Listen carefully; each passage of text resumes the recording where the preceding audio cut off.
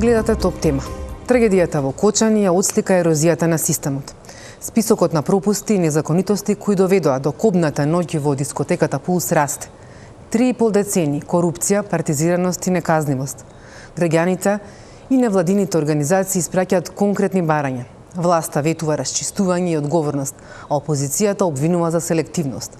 Предлага парламентарни комисии и лидерска средба. Кој ќе стисне стопирачка и ќе го сврти воланот кон вистинската патека? Од каде треба да почне ресетирањето на системот? Вечерва во Топ тема. Анализа со Снежана Камиловска-Трпевска од МЦМС. Ви благодарам што дојдовте. Добро вечер, ви благодарам на поканата.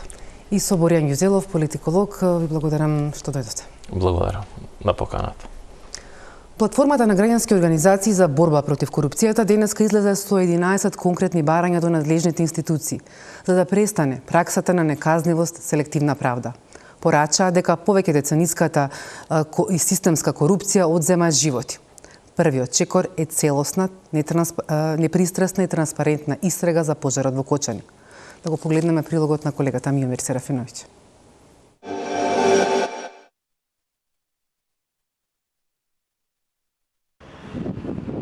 Целосна, транспарентна, непристрасна истрага без селективност е првото од 11 барања на платформата на граѓански организации за борба против корупцијата. Сите одговорни да стигнат до суд, бидејќи трагичниот пожар во Кочани потврди дека корупцијата во Македонија е закана за животот и безбедноста на граѓаните. Но битката против корупцијата покажува системски слабости. Општиот наратив околу целиот случај со трагедијата во Кочани е дека системот затајува поради системска корупција и коруптивни дејствија кои се надоврзуваат едно на друго. Меѓутоа можеме да забележиме дека барем во оваа фаза многу малку од лицата инволвирани се сомничат токму за кривични дела поврзани со корупцијата. И тоа е уште една последица од измените на кривичниот законник, меѓутоа и последица на долгогодишната ниска и блага казнена политика која државата има во поглед на корупцијата. Платформата бара и реформа на казнената политика, одговорност на институциите надлежни во процесот на издавање лиценци, реални и суштински наместо формални проверки на терен и казни за оние кои не го почитуваат законот. Но владата најави мораториуми за исправање на грешките на оние објекти кои работеле спротивно на законите. Не само што ќе се стават времено објектите или дејностите во мирување додека не се усогласат, туку и за сите оние што сега ќе се утврди дека се неусогласени, тие и ќе се казнат заради тоа што континуирано не ги почитувале правилата и довеле до потенцијален ризик за нивните потрошувачи.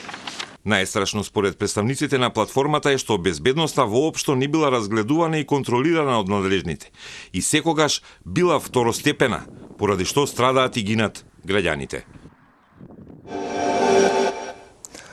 Ова накусо беа дел од поентите кои што денеска невладините од платформата за борба против корупција ги соопштија на своите барања, конкретни 11 барања.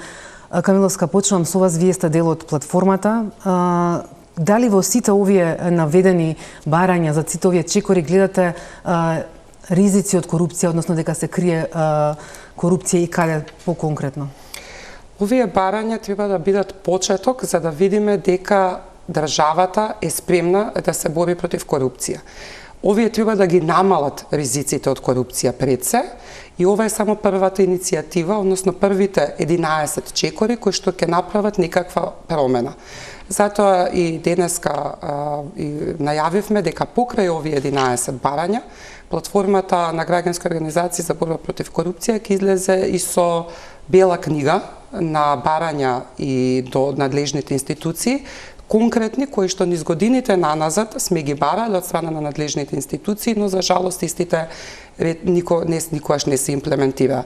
Преку еден акцијски план со конкретни задолженија до надлежните институции во одредена временска рамка истите да се имплементираат.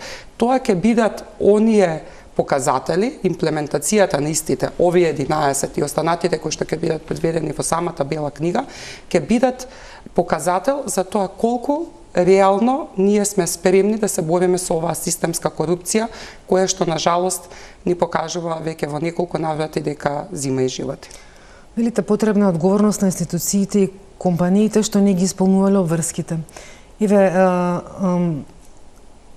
гледаме дека изминатите десетина дена откако се случи трагедијата, властите, надлежните, институциите, инспекциите се растрча, почнаа да ги детектираат сите оние проблеми кои што постоели претходно, но никој не тргнувал да ги расчисти. За поздравување секоја една акција која што ќе се преземе во насока да се подобри одведена состојба за која што веќе е видливо дека си имало огромни системски пропусти. Но не треба адхок да се превземаат активности само колку да се задоволи потребата на граѓаните дека одредено нешто се спроведува без да имаме сеопфатна реформа. Велиме дека се превземале акции за да се проверат одредени објекти, дали ги исполнуваат стандардите и условите, дали се добиени лиценци по соодветно согласно постапките и процедурите кои што постојат. Но треба да имаме во предвид какви се конкретните активности кои што се превземале по самите тие постапки. И зошто 20-30 години наназад не се превземале редовно вакви контроли и постапки, ако сега за толку краток рок можело да се имплементираат. Од тука прашањето кое што треба да го поставиме. Дали се спроведува само една административна проверка во моментот или имаме суштинска теренска проверка? Односно, дали ние можеме да бидеме сигурни дека после овие на брзина спроведени проверки, безбедноста на граѓаните ќе се обезбеди? Да, имавте и забелешка околу така наречениот најавен мораториум. Дали е тоа одговорност или? Никој не сме да биде тргнат од одговорност во овој момент. Ако некој години наназад работел спротивно на правилата и процедурите кои што постоеле, не навлегуваме во тоа сега во моментот, дали и какви биле тие процедури. Фактот е дека одредени закони, одредени подзаконски акти ги регулираат правилата и процедурите за секоја една конкретна област. Тоа што одредени правни субјекти, институции не ги спроведувале истите, не може да ги лиши од одговорност. Во ред е да се санираат сите тие недостатоци кои што ќе се детектираат, но и соодветно да бидат казнети за долгогодишното неисполнување на истите. Што според вас, Гюзелов, е клучно, еве барем од овие барања што ги слушнавме денеска, да биде ставено приоритет на него за да може да се расчисти до некаде и да се откријат одговорните, сите одговорни кои што придонеле до трагедијата? Па би почнал прво со тоа дека треба да има не само брза и темелна, туку и непристрасна истрага. Значи да се опфатат сите кои во некој момент затаиле и може да сносат одговорност без разлика на нивната политичка припадност. Исто така, дел од барањата имаат и една подолгорочна улога на превенција и менување на многу работи кои очигледно носат не само нефункционалност на системот, туку носат, за жал, и жртви. Па така, например, едно од барањата, колку што можем да забележаме, и унапредување на инспекцијските служби. Тоа е нешто што години наназад е голем проблем, што заради недоволна независност на инспекторите и недоволна контрола врз работата на инспекторите. Зборувам тука и за инспекторите на централно, но и инспекторите на локално ниво. А исто така и недоволната бројност на инспектори. Според некои проценки кои сме ги правеле во минатото, сега немам точни бројки, постои голема непополнетост на тие места. Тоа е нешто што, знаете, сите влади доаѓаат на власт со паролата дека ќе се борат против корупција и дека ќе воведат владење на правото, но ова се ваквите системски слабости укажуваат дека во пракса многу малку од тоа прават. Да, слушаме дека администрацијата нели се преполнува, се партизирана, се вработуваат партиски членови, но всушност инспекциите се една од слабите точки, барем според бројот. Тоа го има и во плановите, но од друга страна и таму каде што постапувале инспекциите сега се доведува под сомнеш дали постапиле како што треба, дали и тие што требало да ја завршат работата ја завршиле до крај. Да, тука имаме една иронична ситуација во која имаме пребројна јавна администрација, но на клучни позиции имаме недостаток по систематизација на инспектори, дури мислам дека се уште ДКСК, Државната комисија за спречување корупција, има недостаток, односно има разлика помеѓу систематизираните бројки и пополнетите бројки. Тоа во минатото беше, речиси, 3:1, сега веројатно е подобрено, сега веројатно 20-30% не достигаат. Значи, а исто така, не само што не достигаат во бројка луѓе, туку не достигаат квалитетни кадри кои се квалификувани и кои можат со својата професионална работа да бидат независни, затоа што неквалификуваните кадри тие ја должат својата позиција, без разлика дали работат антикорупција или работат било што друго, ја должат често пати својата позиција на некој спонзор што ги донел на таа позиција, најчесто политичка партија, но некогаш тоа се случува особено на локално ниво да биде и некој локален моќник. И сега такви локални моќници, еве сега се испоставува дека тие имаат бизнис интереси и така натаму. Значи, еден од клучните сегменти на градење на јавна администрација со интегритет е поставување на прави лица на прави места кои ќе може да одолеат на одредени притисоци, значи кои ќе изградат отпорност и кои нема никому да должат. За жал во Македонија големо малцинство се луѓето кои работат во јавниот сектор, а никому не должат. Бидејќи вработувањето? Бидејќи го должат или вработувањето, или унапредувањето, или имаат некој личен интерес или приватен бизнис на страна, секогаш има тука една врска која дали е клиентелистичка, дали е непотистичка и тој систем на таа мрежа на паралелни интереси ги оневозможува да си ја работат онаа работа заради која сепак добиваат плата од буџетот, односно од нас, граѓаните. Така.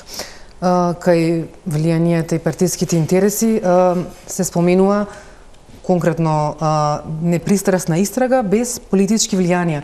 Стравувате ли дека особено за ваков голем предмет ќе има политички влијанија врз истрагата? Имајќи предвид состојбата која што ја имаме во правосудството, довербата во правосудните органи, можеме само да шпекулираме дека одредени влијанија може да има во самата постапка и токму затоа се апелите дека политиката и политичките влијанија треба целосно да бидат тргнати на страна во овој случај, бидејќи е премногу комплексен, премногу значаен, кој што ќе влијае долгорочно на самото развој на владење на право во оваа држава. И токму од тие причини, таа постапка мора да биде тргната од спрегите на политичките влијанија.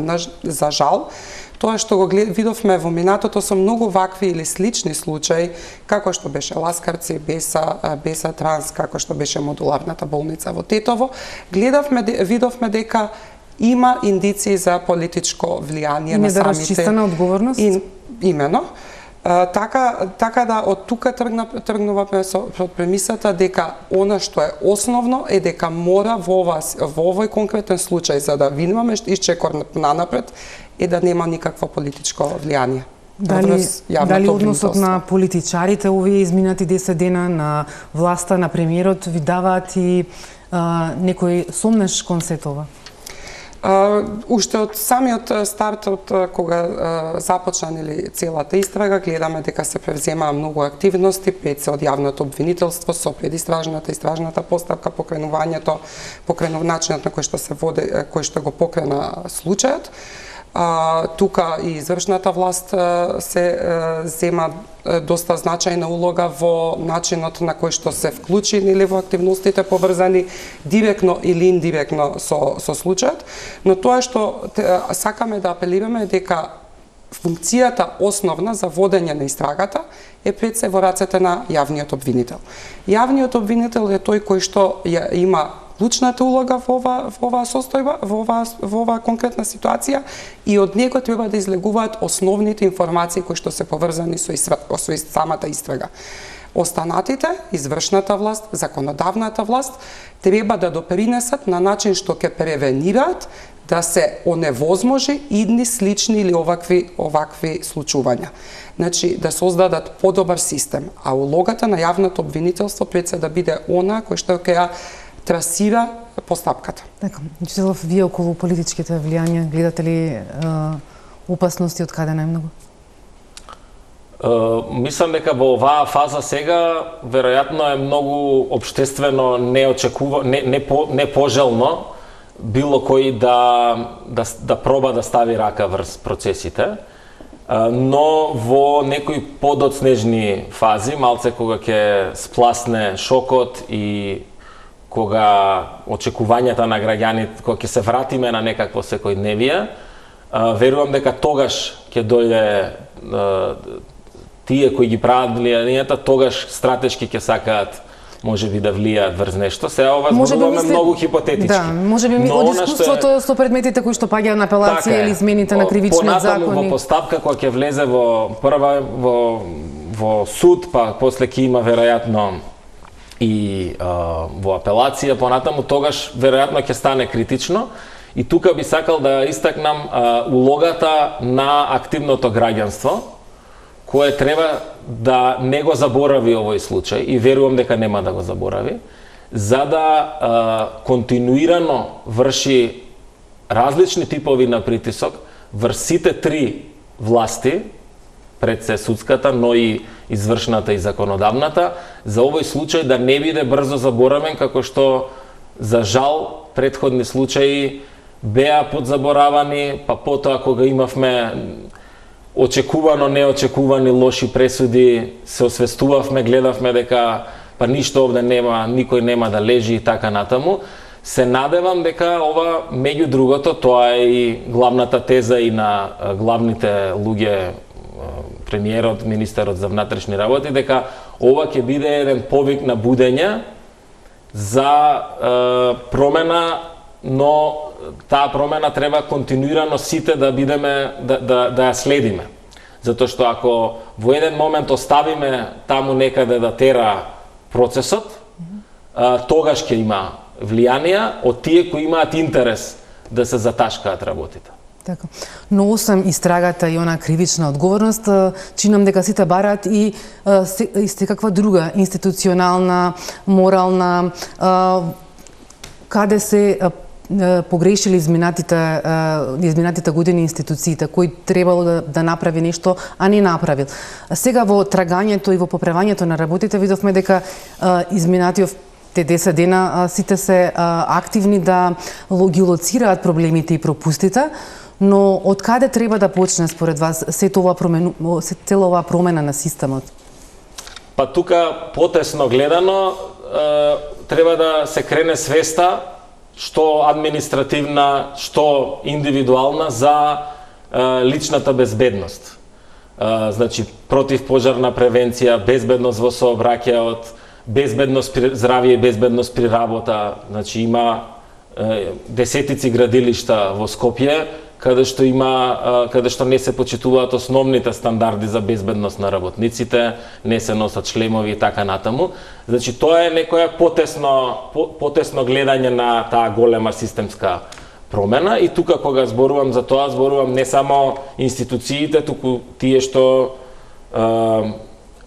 нели се чинители, значи инвеститорите, градежните компании во случајот еве за здравје и безбедност при работа и така натаму, но и секој од нас како индивидуален граѓанин да размислиме кога ги правиме тие мали прекршоци во смисла да застанам со 4 жмигавци за 2 минути, и тоа е злоупотреба на правилата, и тоа е влијае врз безбедноста во сообраќајот. Но ако не ве казнат, ако нема казни, ако нема надзор, се повторуваат грешките, се повторуваат прекршоците. Или ако има селективна примена и селективни казни, точно. Во пошироко, да се навратам на првичното прашање, во поширока смисла, освен таа повисока свест за безбедноста, треба да го имаме она сега што го зборуваме, промена на системот, и тука ние многу пати сме укажувале како луѓе кои се занимаваат со антикорупција на многу специфични и генерални проблеми, меѓу другото, еве и овие што ги спомнуваме сега. Сега е јасно дека тие работи влијаат на животите на луѓето и сега тука е моментот каде што треба да се направи еден исчекор.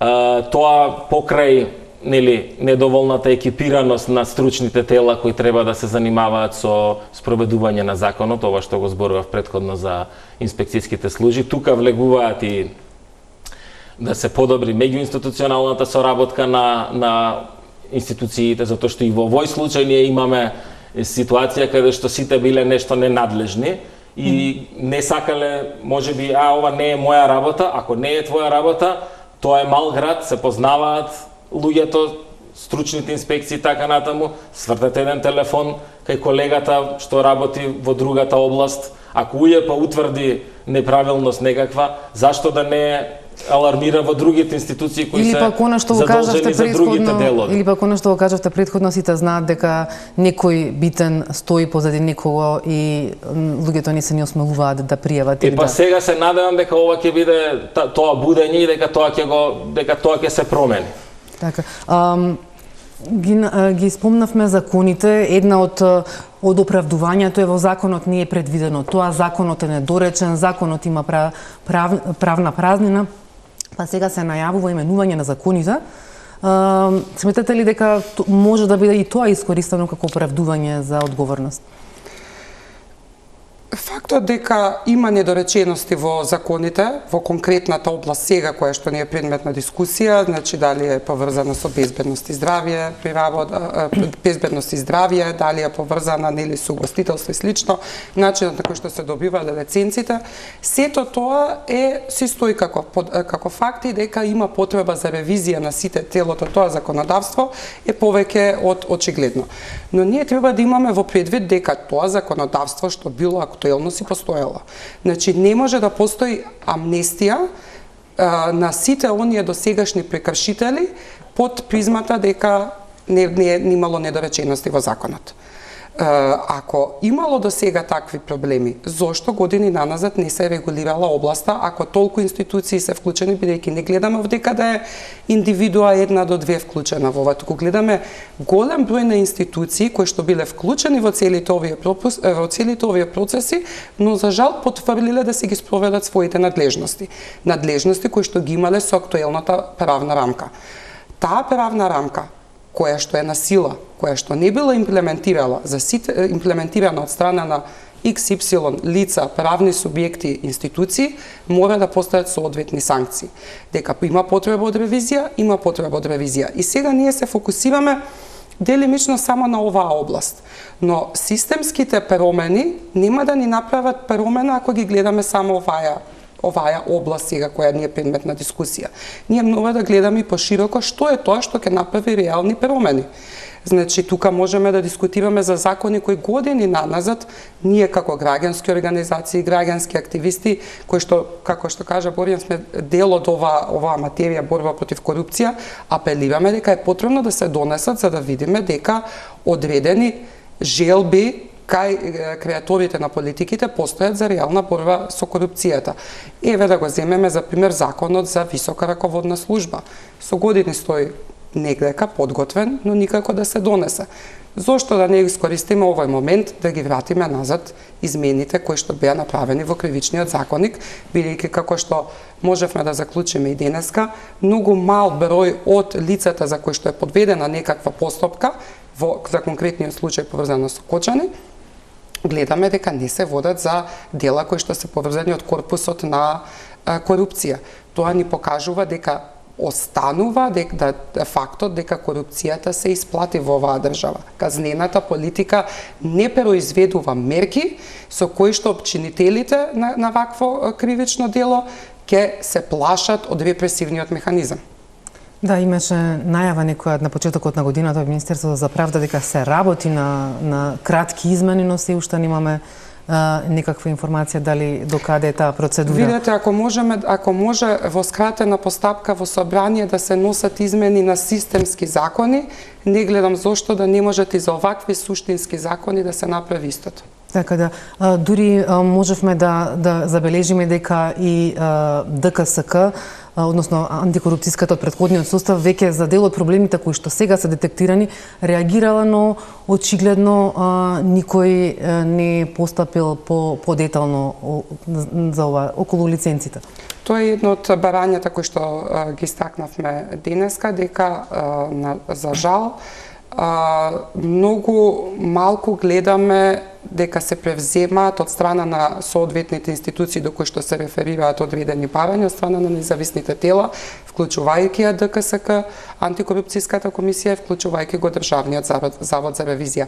Повеќе се гледа на нив како на формално правно да се заврши процесот, но не се гледа суштински да се допринесе дека одредените забелешки на независните тела се во насока да се подобри системот во целост. На жалост, тоа изостанува. 3,5 децени проблемот на овој систем се корупцијата, клиентелизмот, неказнивоста, но овие 3,5 децени горе-доле се менуваат властите, се менуваат партиите, едни доаѓаат, други си одат, но проблемите на граѓаните не се надминуваат, напротив, тие можеби се зголемуваат, еве и трагедиите, секоја следна е се поголема, се потешка, со потешки последици. Како да се промени системот во ваква смисла, со политичарите кои во голема мера некои се повторуваат низ годините? Тоа е прашањето за $1.000.000, како да го промениме. Мислам дека треба да се почне од мали чекори и дека вакви, за жал, трагични настани, историјата покажала во други држави, дека знаеле да бидат пресвртница и затоа на тоа и го темелам некој вака почетен, внимателен оптимизам кој го имам. Затоа што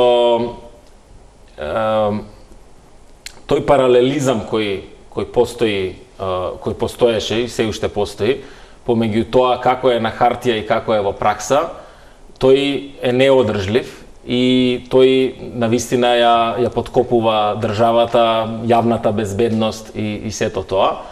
Она каде треба да се вратиме на формалните, на пишаните правила.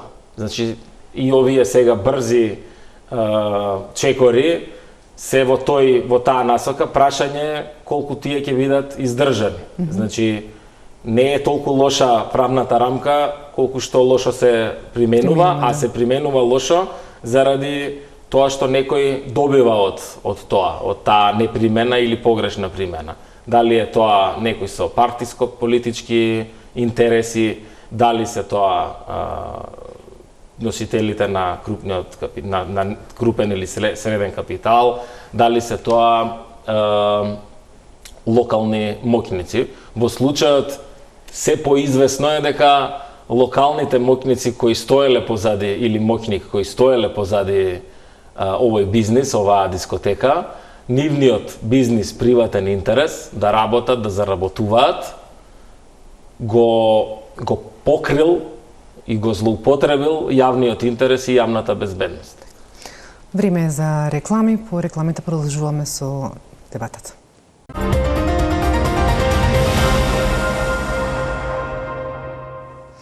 Продолжуваме со дебатата. Ѓузелов, околу собранието.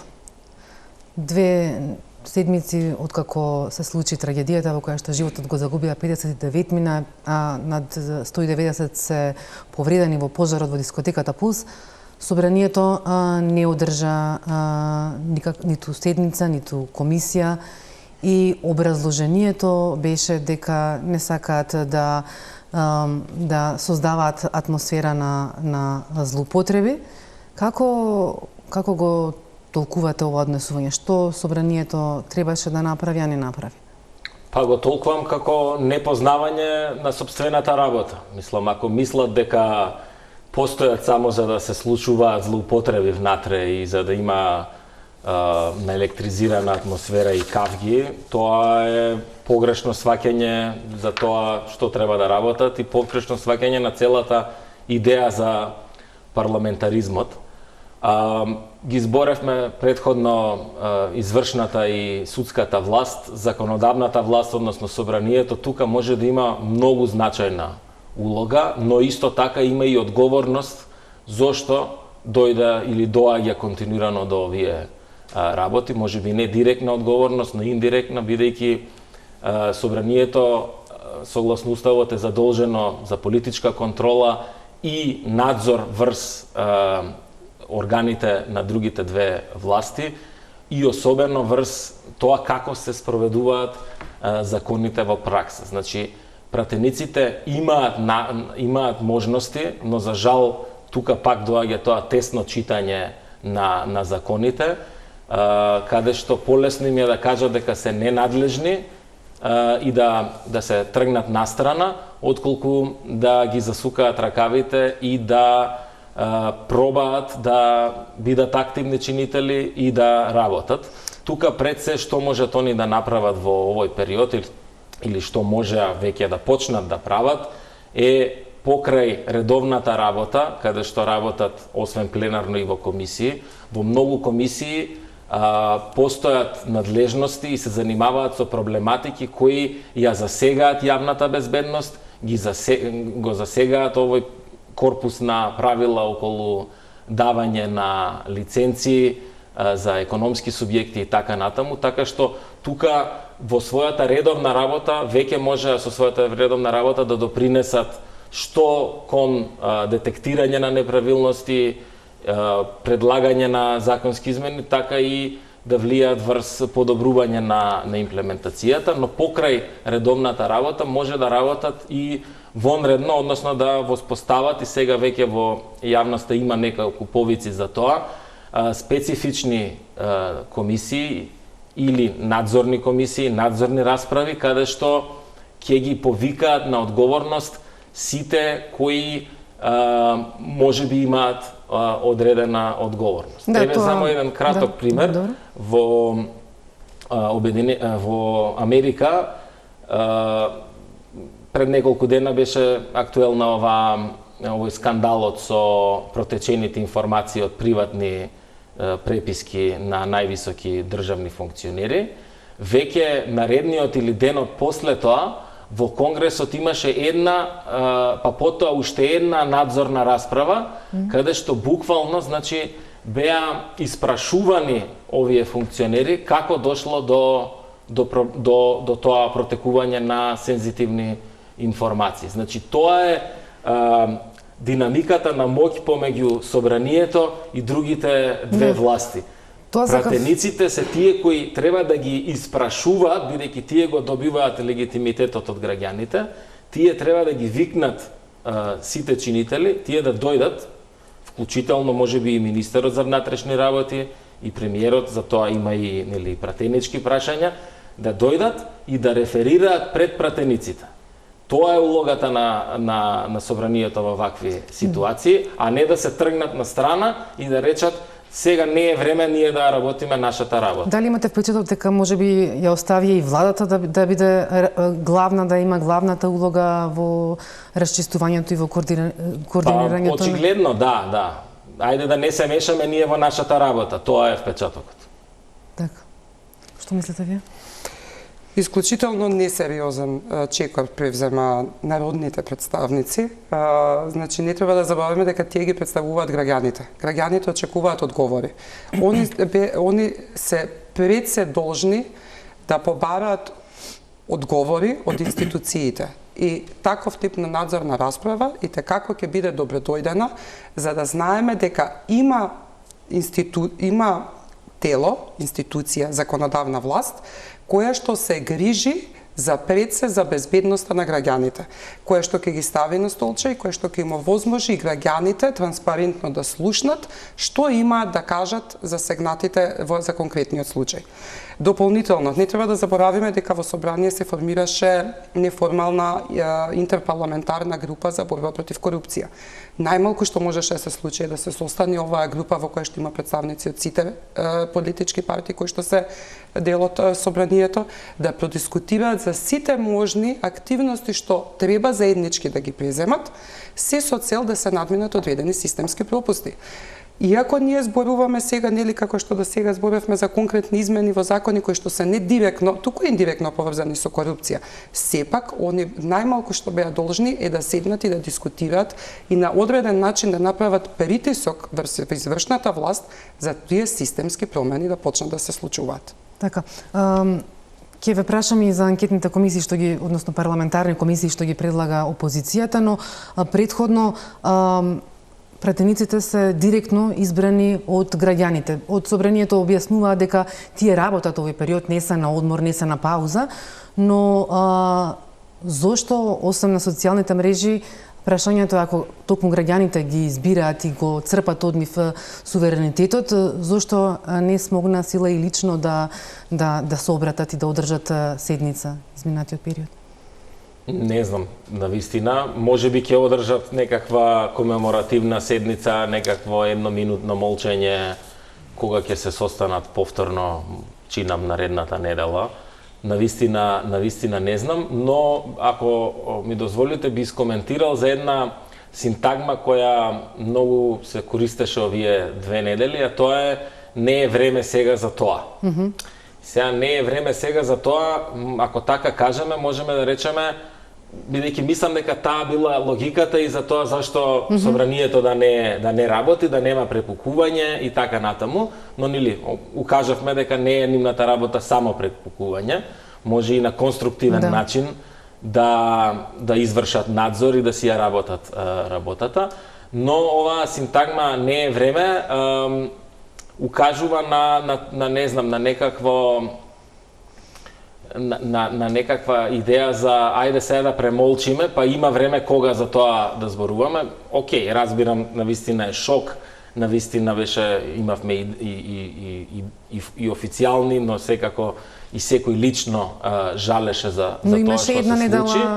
Но тоа е исто како да кажеме, не е време сега за притвори, или не е време сега за утврдување, не знам каква одговорност што се случи, кој бил крив пред 10 години. Се разбира дека е време. Ова треба да биде не само што не е време, туку е доцна. Да се случеше ова кога требаше да се прават, да се почитува законот и овие истраги да се случаа превентивно 3 години претходно, 5 години претходно, па дури еве и 6 месеци претходно, ако ја вклучиме оваа власт, ништо од ова немаше да се случи или ќе имаше многу полесни последици. Така што времето е многу релативна категорија и мислам дека не треба да се користи како едно алиби, затоа што сега сите очекуваме промена. Така. Околу анкетната комисија споменавте, надзорна вие спомнавте, но и опозицијата предлага парламентарна комисија, дуи СДСМ анкетна комисија, се предлага и лидерска средба. Како ги оценувате овие предлози? Гледате ли дека преку нив може да се канализира некакво решение за сите оние напластани проблеми и дилеми? Па до сега не сме имале добри искуства со такви специјализирани комисии. Јас кога зборувам повеќе за ова надзорната улога на парламентот, мислам баш на значи да ги повикаат да реферираат пред нив. А вакви специјализирани комисии за жал најчесто завршуваат со некакви со поделени ставови или никогаш не завршуваат или со некакви полупронајдоци што на крај ништо не менуваат. Така што треба да се не велам дека не може да влијаат во оваа ситуација, но мислам дека е као некоја од кога веќе во јавноста се укажа на таа пасивност на парламентот, као на некаков начин да се превенира сега додадениот револт кој постои во јавноста и околу лидерска средба, искрено не го разбирам концептот лидерска средба во оваа фаза. Може би треба подобро да биде образложен, затоа што исто како и овие специјализирани комисии, лидерските средби најчесто укажуваат на една персонализација на политиката, на донесување одлуки позади затворени врати, недоволна транспарентност, веројатно некакво пазарење политичко помеѓу лидерите и една генерална лоша пракса која не треба да се користи, особено не кога има други алтернативи кои се многу потранспарентни. Од друга страна, опозицијата поради сомнежите за селективност во досегашната истрага, бројните забелешки меѓу кои дека нема ниту еден функционер од актуелната власт, од централната, опфатен со истрагата, го бараат тоа како некаков увид, како некакво будно око над случувањата и над утврдувањето одговорност. Од друга страна, власта уверува дека ќе има Имаат право да го бараат, се додека тоа е во рамки на парламентот. Тоа е мегданот каде што партиите треба да се соочат, не е лидерска средба. Околу дилемите за селективност во истрагата, сметате ли дека треба повеќе да бидат вклучени сите оние кои ги следат овие процеси за да се отстранат сомнежите и да не дојде до никакви политички влијанија? Па тоа е секогаш дилема дали треба или не треба поголема транспарентност. Како политиколог, нели, ќе кажам дека треба да има транспарентност, но истрагата е во оваа фаза тајна, секакви протекувања на информации може да компрометираат истрагата и така натаму, така што мислам дека само треба да има една редовна и отворена комуникација со јавноста, без да се загрозат нели детали, без да се даваат сензитивни детали кои би компрометирале истрагата. Значи да се најде некоја права мера треба. Од друга страна, можевме да видиме премиерот уште на првиот ден на пресконференција извади листови, лиценци, фалсификувани, посочи кој е подпишан на тие лиценци. Другиот ден пак рече дека градоначалникот Папазов, кој што доаѓа од редовите на ВМРО ДПМН и потоа си поднесе оставка, дека е доблесен без никаква одговорност да поднесе оставка, па другиот ден се поправаше дека нема власта никого да штити, дека истражните органи се тие кои што ја утврдуваат одговорноста и вината во овој случај. Па во тие први денови, предпоставувам и за нив тоа било голем шок и тоа беше очигледна несмасност во комуникацијата. Се надевам дека со наредните чекори ќе не уверат дека сепак ќе се почитува поделбата на власт, дека ќе му се остави простор на обвинителството да тера постапката за која е надлежно и дека нема да има влијание и мешање, затоа што влијанието и мешањето се тоа заради што ние денеска зборуваме за тој проблем на системот, на системската корупција. И сега не можеме ние да решиме системската корупција, можеби можеме овој случај да го решиме така, ама повторно спорно е тоа, но нема да имаме одржлива промена ако не оставиме секој да си ја врши работата најодговорно така како што треба. Сега тука има ризици затоа што обвинителството, па потоа кога оделе тие предмети во судот, имало преседани, имало злоупотреби, така што дали системот е систем ако не функционира сам по себе, туку треба некој што е горе да го... Системот во моментот не функционира сам по себе. Трагедиите се пример за тоа и секој граѓанин е свесен за тоа.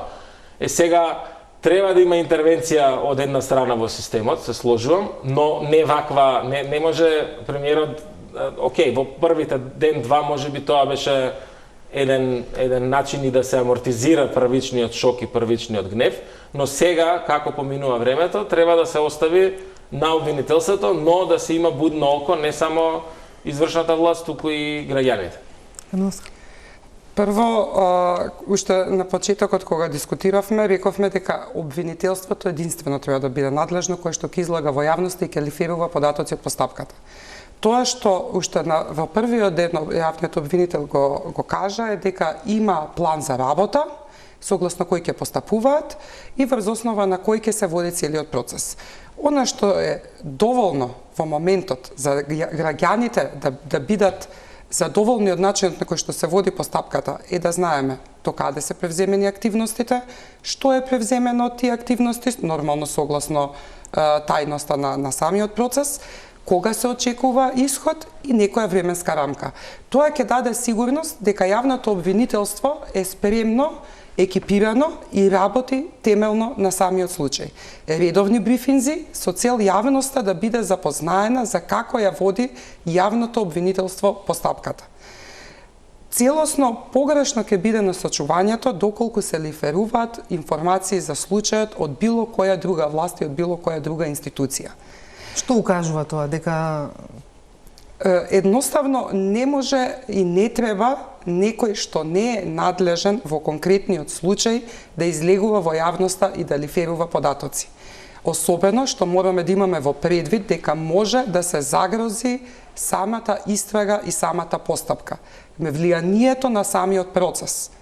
И од тие причини не сме, а дополнително може да доведе и до поголем можен и револт дури и кај граѓаните или несигурност во самите процеси.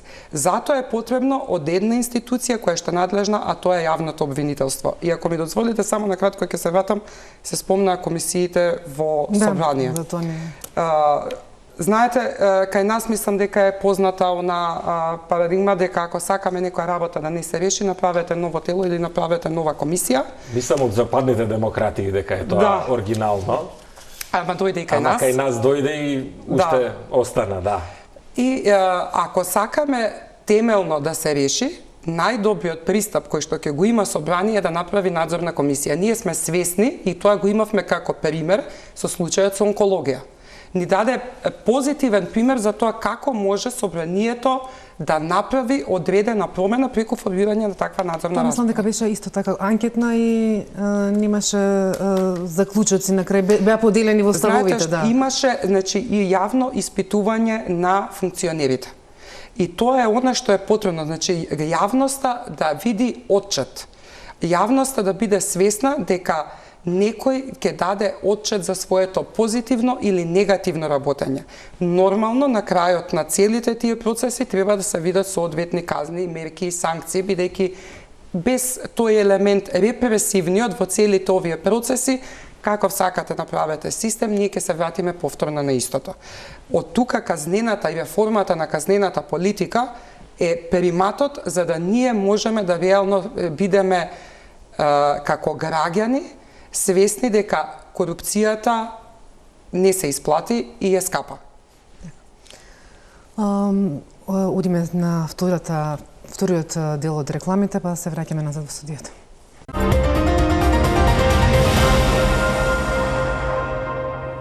По трагедијата во Кочани, граѓаните преку собири сите градови во државата испратија најпрво дадоа почит и молк, но потоа почнаа да испраќаат и пораки какви промени бараат и очекуваат. Иницијативата, граѓанската иницијатива која е следен за утре најавува и собир пред собранието, токму со онаа порака кога тие заминуваат на одмор, ние доаѓаме пред собранието. Но сакам ги желав да прашам како гледате на реакциите на власти и на опозицијата токму кон ова граѓанска иницијатива која има и масовни собири изминатиот период.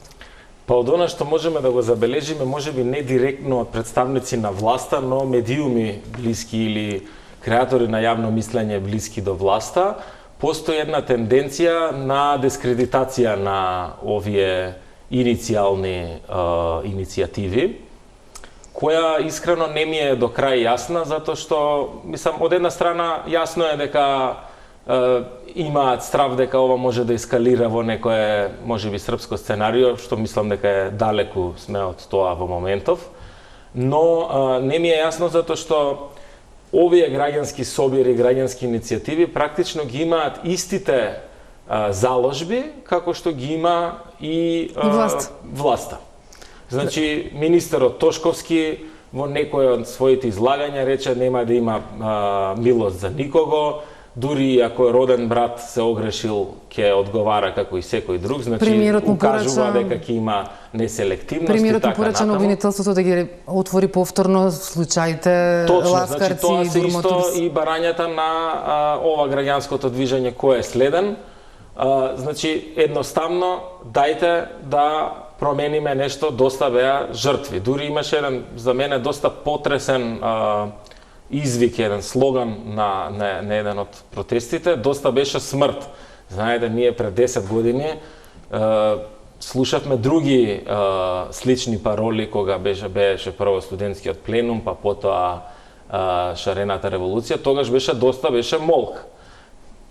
И денеска мислам дека доста беше молк е еден од клучните моменти, затоа што молкот допринесува до ваков еден јавашлук на институциите, кој па допринесува до жртви, но знаете, од доста беше молк, стигнавме до доста беше смрт и тоа укажува дека ургентно е потребна промена и граѓанските движења имаат еден сосема легитимна улога во надзор врз случувањата.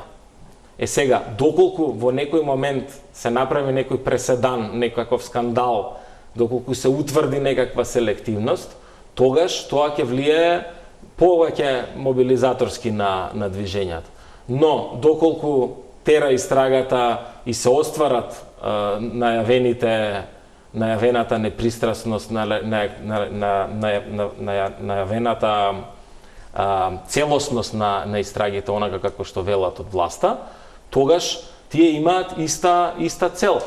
И не гледам тука зашто се оди кон ваква една рана дискредитација на движењата. Ако од една страна има дискредитација, дали гледате обид па и за политичка контаминација од друга страна на процесот?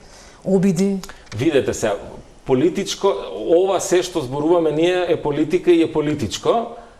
Предпоставувам прашањето е партизација на протестот, партиски влијанија и така натаму.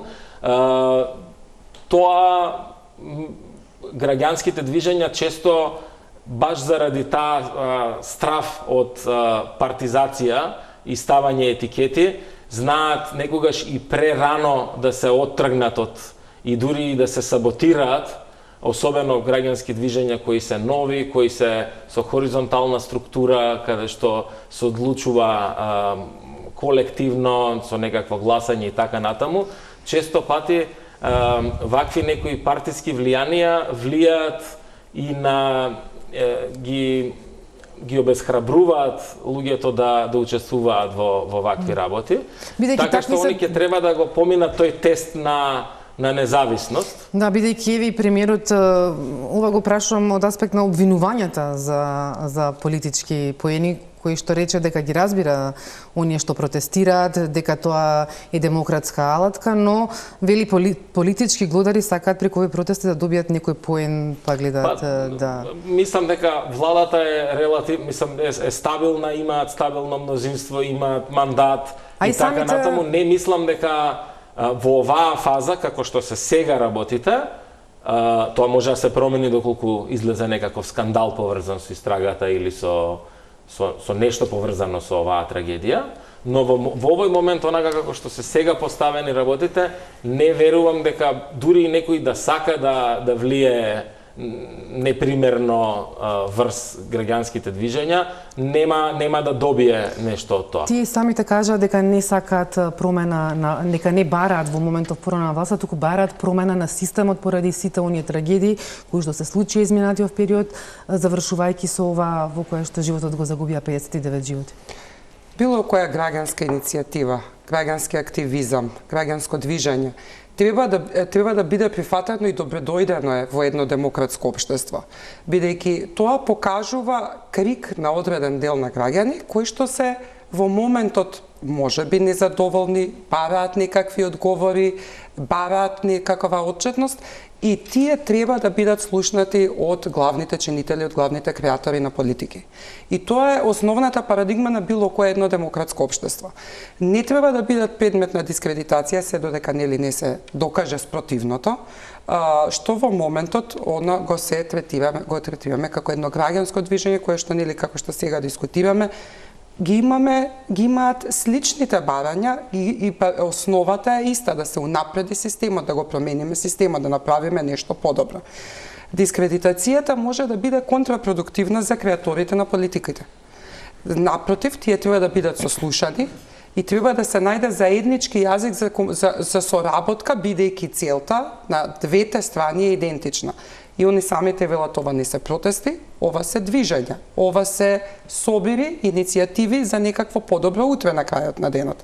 Ако го имаме едните и другите и сите ние чинители истото, тогаш идејата е само да се седне и да се соработува и да се види што е тоа што можеме да направиме подобро.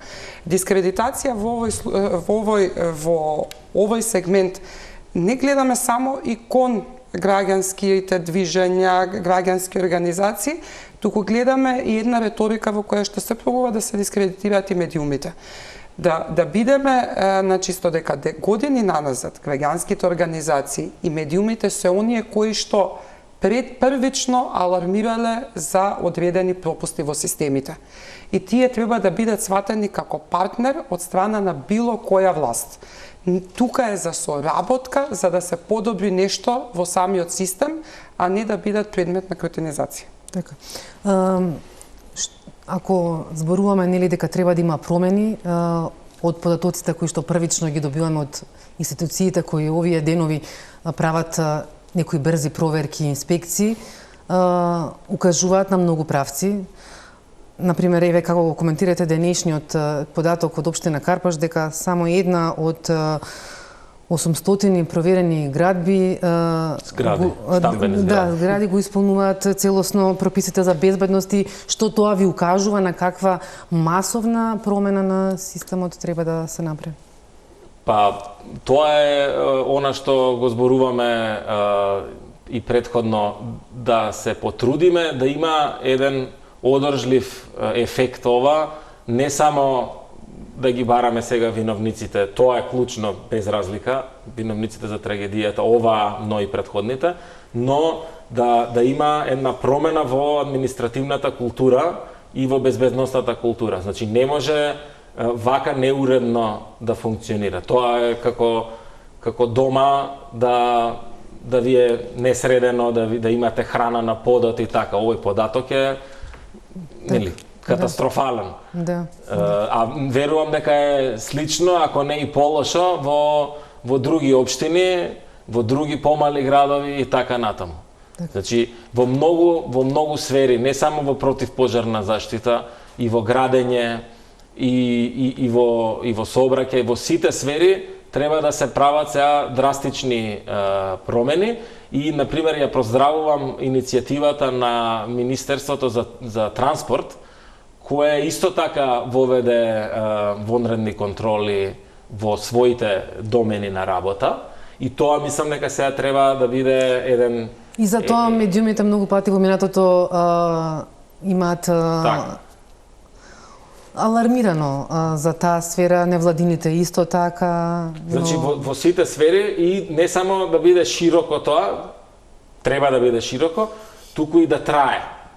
И за да трае, треба да има надзор, што парламентарен, што граѓански. И да не го заборавиме, да трае година, 2, 3, да не го заборавиме ова сега. Знаете, граѓаните сега ќе очекуваат дека нешто брзо ќе се случи. Ние треба да бидеме свесни дека промените нема да се случат преку ног за било која област која што сега е предмет на анализа. Ќе траат процесите. И тоа дали колку време ќе траат ќе зависи нели од комплексноста на самите тие процеси. Но во целото тоа мора да се подигне и свесноста на граѓаните. И тоа за оние секојдневни работи. Граѓаните не се свесни за безбедносните рисици кои што ги имаме во своите стамбени единици во кои што живееме. Дали имаме хидранти во нашите влезови, дали има ПП апарати на соодветно во работните организации, каде се местата за излез, за влез во случај на пожар, во случај на непогода.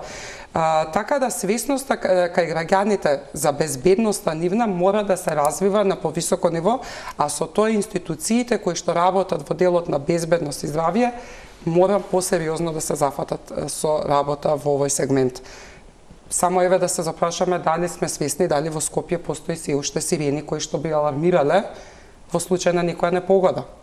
Дали му имаме одговори ние на тие прашања? Еден од аспектите што се отвори на социјалните мрежи е дали граѓаните знаат да реагираат во ситуации критични, пожари, поплави, но тоа се... Да, воопшто не се прават, например, такви превентивни вежби. Да. Например, на Запад, колективни објекти за домување, студентски домови, болници, значи, секаде има овие аларми за противпожарни аларми, тоа ние што сме израснале овде, не сме го виделе, не знаеме што е противпожарен аларм.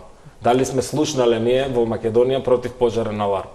Јас кога сум студирал во странство, барем 4 пати во сред ноќ сум излегувал, најчесто било лажен аларм, некогаш можеби и не било ништо страшно, било некој заборавил нешто на рингла па се направил чат, па се пали противпожарниот аларм. Ама тоа е нешто што е тотално надвор од нашиот видокруг, од нашето секојдневие, од нашиот живот. Така. Како што кажавте и двајцата, треба многу работи да се случат, дека промени не може да има преку ноќ, ако воопшто има промени. Останува медиумите, експертите, граѓанскиот, невладиниот сектор да ги следиме како овие случувања. Се надевам дека ќе имаме и друга прилика да дискутираме на оваа тема. Ви благодарам што бевте мои гости вечера, почитувани. Останете на програмата на Телма. Добра ноќ.